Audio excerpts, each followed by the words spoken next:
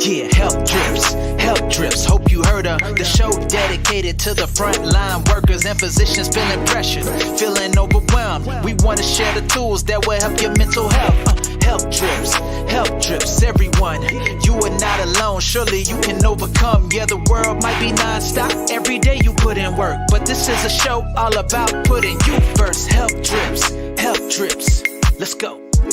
Hello and good morning to all of my listeners here at Health Drips Podcast. We are very excited to be talking to a wonderful physician on this morning, and you're going to love the topic. His name is Dr. Rahul Khanna, and he is a board-certified neurologist, also in clinical neurophysiology and electrodiagnostic medicine.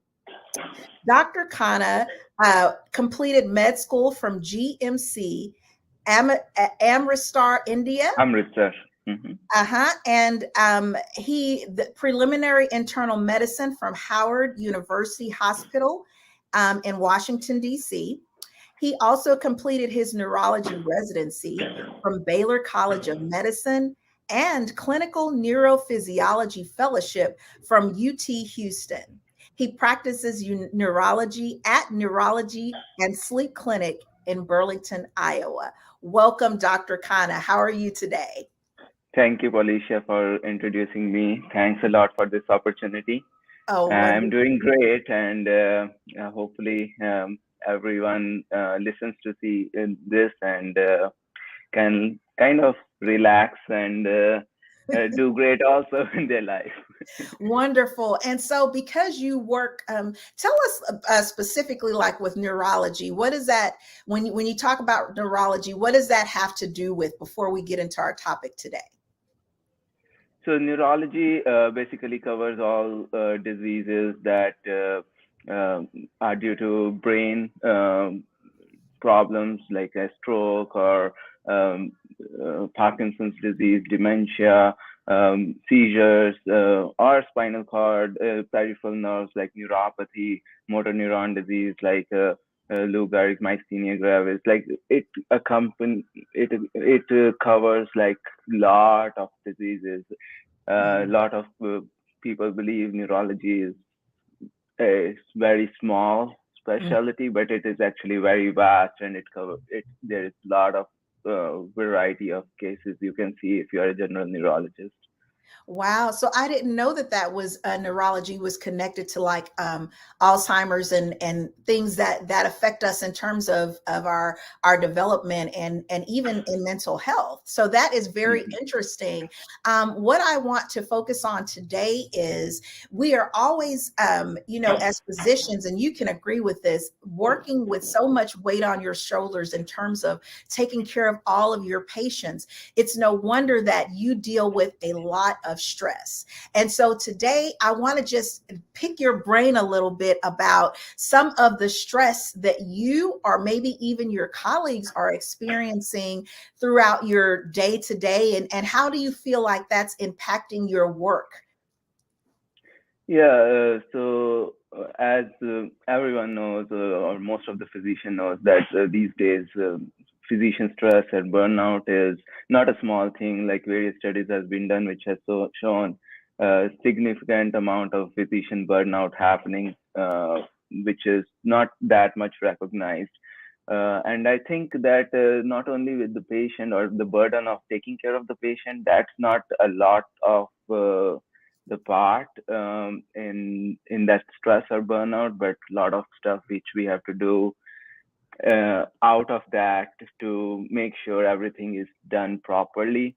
That probably adds a lot more to that, like the paperwork or documentation, getting approval, making sure patient gets the right medication, insurances, do a lot of stuff at the back end, so the patient is not able to get what medication is needed unless they have failed few medications before. So a lot of those stuff creates some background subconscious irritability, which physician might not recognize with each patient, but subconsciously it keeps on building, I think. So let me understand what you're saying is that it's not so much of what you've been trained. So the patient care, that's already something that you're expected. Like it's not really that, it's all of the extra duties that you're responsible for. So Yeah, because even in we are, when contributing we are. the staff, because in consulting with physicians, even being responsible for when you're short of staff. So when it actually falls on, so not only the things that you're responsible for, but if somebody is out, or the hospital or facility that you're working in, if you're not properly staffed, then all of that in addition falls on your shoulders. Is that correct? And that we can, of course, being a physician, negotiate, like, I want to do this only, and Mhm. you need to hire someone else, and that might be a temporary stress. But what I'm talking about is day-to-day Mhm. stressors, which uh, I think that we are trained well in our trainings to deal with regular bread and butter cases, with Mhm. which our practice involves, but taking care of the other aspect, the business aspect uh, Business. of the medicine, and the insurance aspect. Some insurance has different policy, different insurance has different policy. One covers this drug, the other prefers the other drug, and you have to deviate a lot according to your standardized protocol. Like, I want to do this for this patient, this does not, but insurance guide us, okay, you have to try this first, and patient has to fail this first before Okay. you go to that.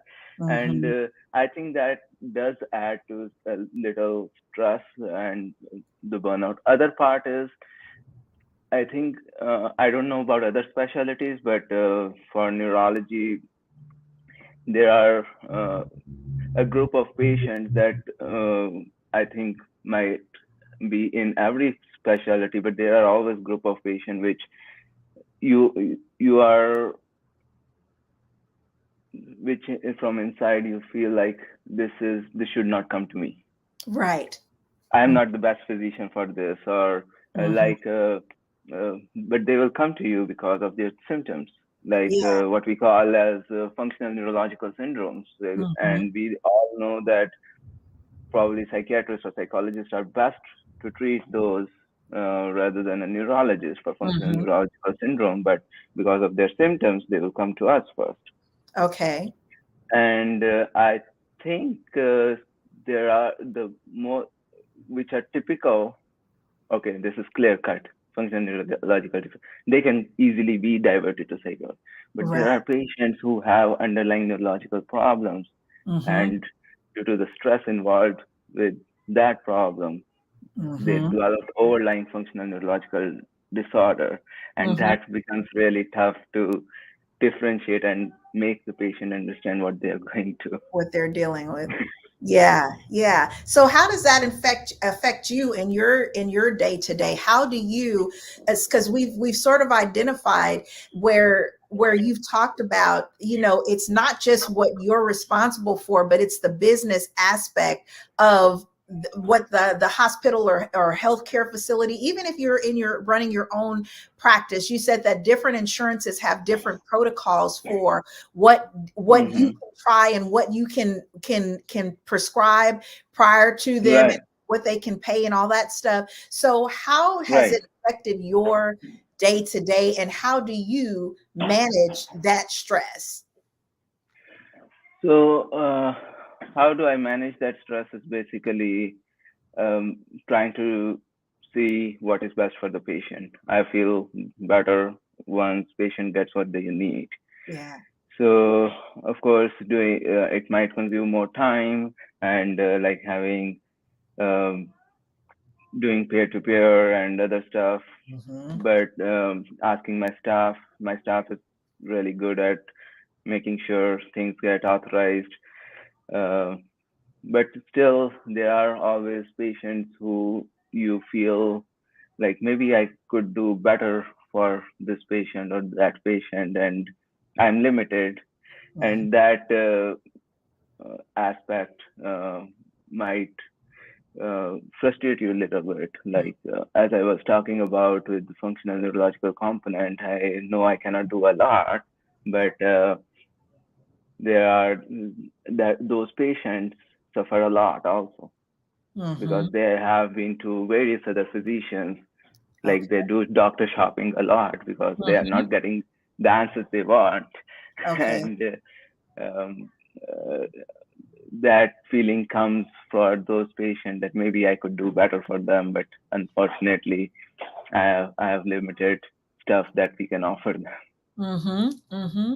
So what I've heard you say in terms of your stress is having peer-to-peer support, right? So you can talk to other colleagues to talk about what some of those stresses or concerns are. You also mentioned your staff support. So having that staff to understand Mhm. what your needs are and can pretty much, run your program or what it is that you like because they've Mhm. worked with you, you've developed that relationship with them. Mhm. So And you've also said that because your patient is number one, you're always thinking about what you could have done better or how you can best support them because your resources are limited, which is another reason that would add to your stress. If you're limited in resources, how do you reconcile that at the end of the day?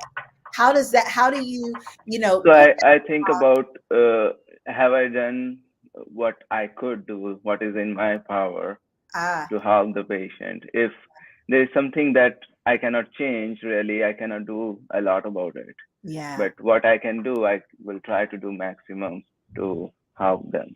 Yeah, I love that.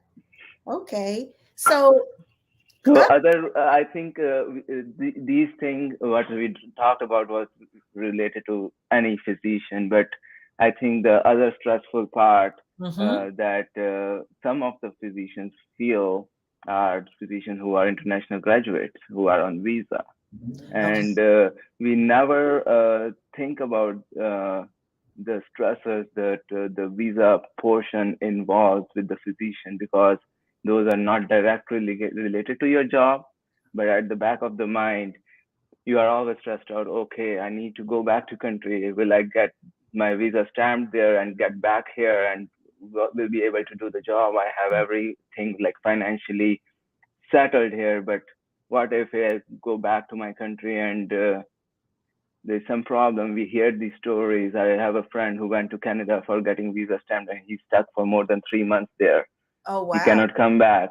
So Mhm. these stressors are a lot. I have been, due to this, I have not been to my country, met my relatives for more than 5 years now. Mhm. And these are a different aspect of stress. A lot of international physicians feel, but is a lot more under recognized. Oh, wow. That is, Dr. Kana, I never thought about what you just brought light to in terms of international physicians.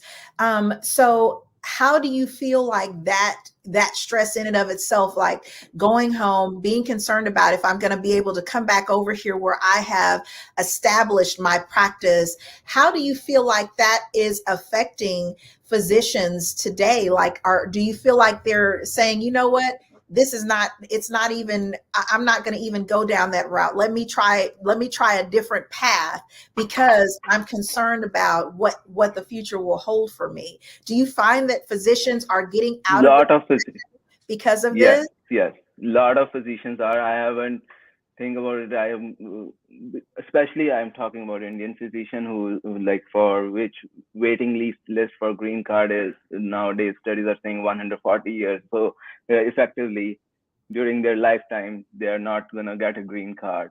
What we are being hearing, but Mhm. I have my friends who have applied for PR in Canada so that they can take that route and make be settled in their lives rather than waiting for a green card forever in the states. Mhm. Mhm. That's powerful. How do you my last question is how do you feel like in this climate right now with the pandemic, and we're continuing to go through it, how do you feel that that has affected physicians as a whole? We've seen the, you know, the research in terms of even in my rounding with physicians, there are some that have disclosed, I'm getting out of this. I'm cutting down on my hours. I'm reducing my hours. But that option is not always feasible for someone that's just getting into the medical field, that's trying to establish, that has different responsibilities. So how do you feel that the I, pandemic is affecting I our? think it is very specialty specific, and also, as you said, like who are younger in their career have more of those stress because what I have heard, like a lot of people who were maybe gonna retire in a year took early retirement and got out of this, right? Yeah. And other thing is the government did recognize a lot of things. Oh, we are first line responder, we are doing great, and what all. But did we get the benefit of that? Doing that, I don't think that much, which physicians should have gotten. Especially if I talk about the international physicians again, the friend I was talking about, he was taking care of COVID patients Yeah. uh, every day. He got COVID during that physician, but when he went to Canada, he could not get his visa So, renewed, and mm, he's stuck there for now for more than 3 months. yeah. How is that fair to any Mhm, patient, any physician who is doing that much for United States people of the states? mhm. We think always that these are we are ready to mingle with the state people, but the policy of immigration is not that great at this time that we need to that we can fully integrate to the system because I have two daughters. Yeah. They are United States citizens because they are Mhm, born here. mhm. Me and my wife are Indian citizens and we are on visa. Yeah. So if I have to go to India, I have to make sure when I come back, I get my visa. But Mhm, before I go, I have to get visa for my daughter to go to India. mhm. So things are so complicated, it's hard to put in the words. Yeah, yeah, and I understand that how that can definitely add to your stressors. So, if we were to summarize or to give maybe two or three tips, how do you feel like physicians can advocate for themselves during what you've sort of stated about, you know, doing the business portion of it, being responsible for things outside of what you just want to do, which is go in to help and serve? What are some tips that you could give our listeners today? I think these days social media has played a lot of good role. Yeah. And like we connected over the social media, we are doing this, and it is there are so many physician groups for specific purposes, and getting connected to any people, to your peers who are doing dealing with the same stuff Mhm, does really help and gives you ways to figure that problem out. Okay, I am dealing with this complicated patient, blah, blah, blah. You mhm, have social media to talk to or connect to other physicians or your colleagues in your residency, in your fellowship, mhm, that you can maybe connect to. And I don't think there will be any colleague or physician who will not be able to give their brief opinion what do they do in typically in those type of complicated patient, and that might help. And mhm, just I think we should be open to make use of that technology we have around us so that we can connect to more of our colleagues and peers and uh, get our answers and mhm. get help easily. That's wonderful. So let me, you know, as a mental health psychotherapist, I'm always on that other side. So my job is to bring the awareness and continue the conversation about mental health, our mind, our body, and our spirit. So the things that you have integrated and that are interconnected, what I want to ask is might be a question that you hadn't considered, or maybe you had, but I'm going to ask it anyway.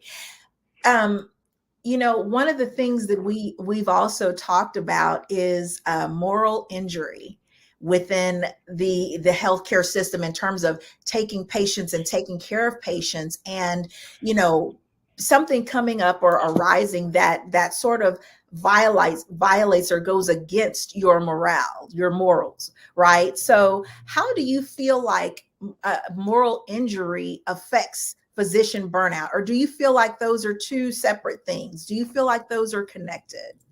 Those are definitely connected, I think. And any kind of moral injury, whatever it is, maybe it's related to your personal life or professional life, do affect, and maybe I believe that might bring your threshold low for your burnout, or does not have maybe that reserve that you have in your capacity to do stuff kind of get lower if you are morally injured, or you don't have that much drive to do your day-to-day things. So I think that definitely is linked. Yeah, thank you so much for that. And my last question or comment, because this is really a wonderful conversation. I could go on forever. I absolutely love this, and just being able to pick your brain and understand from a different aspect. You're really bringing great value to our listeners on this morning. How can we connect with you if we're wanting to learn even a little bit more about what it is that you specialize in? I think, as I said, that social media is a great platform to connect, and I have a small page on Facebook. You probably can connect me, so just search Dr. Rahul Khanna, and you can find my page and just connect there. I'm not really active all the time, but of course, if something needs to be, I have access to that all the time, and I can definitely connect. Well, this has been wonderful. Thank you so much today for your time, Dr. Khanna. And for our listeners today, I know that you have gained a lot of great value and understanding from what Dr. Khanna has brought. We have talked about not only physician stress, but even some of the things that impacts physicians, specifically those, what I heard Dr. Khanna really focus on is international physicians and some of the challenges that they specifically deal with in utilizing their visa. So being able to go back to their specific country and coming back over here where they have definitely set up and are, trying to make a life for themselves. So I really appreciate your time today. I appreciate you're listening to us on Health Drips today. So we are excited. On next week, we'll be talking with another physician, and you're not going to want to miss what we have in store for you. Have a wonderful week. Thank you so much, Dr. Khanna. Thanks a lot. Thanks for inviting. Thank you for tuning in. This is Health Drips. Polly here to help you make it happen like this. Frontline workers and physicians, much respect. Hope you keep on coming back, helping with your mental health. Yeah. Make sure you subscribe. Don't want to miss a thing. I'm sure you'll be captivated, life-changing, guaranteed. Yeah. Health Drips. Tune in to Health Drips. Hey, Health Drips. Subscribe to Health Drips. Let's go.